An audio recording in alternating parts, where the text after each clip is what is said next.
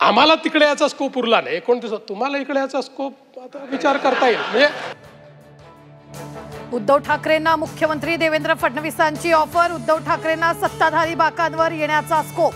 विधान परिषदेत देवेंद्र फडणवीसांचं मोठं विधान. फोटो सेशन वेळी एकनाथ शिंदेंनी उद्धव ठाकरेंकडे पाहणं टाळलं, तर उद्धव ठाकरेंनी एकनाथ शिंदेंच्या बाजूला बसणं टाळलं. विधिमंडळातल्या फोटो सेशनची राजकीय वर्तुळात चर्चा. विधान परिषदेत सोन्याच्या चमचावरून ठाकरे विरुद्ध शिंदेंमध्ये जुंपली. सोन्याचा चमचा घेऊन जन्म झाला नसला तरी जनतेची कामं केली. शिंदेंचा ठाकरेंना प्रत्यक्ष टोला, तर दानवेंनी भरलेल्या ताटाशी कधीच प्रतारणा केली नाही. ठाकरेंचा पलटवार. राज्याच्या राजकारणात आणखी एक नवी युती. शिवसेना आणि रिपब्लिकन सेनेची युती. आगामी निवडणुकांच्या पार्श्वभूमीवर युतीला महत्त्व.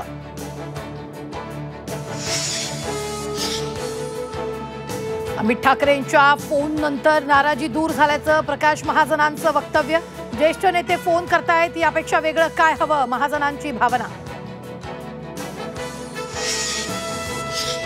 मनी ट्रॅपमध्ये राज्यातील आजी माजी मंत्री आणि अधिकारी गोपनीय कागदपत्र बाहेर येत आहेत.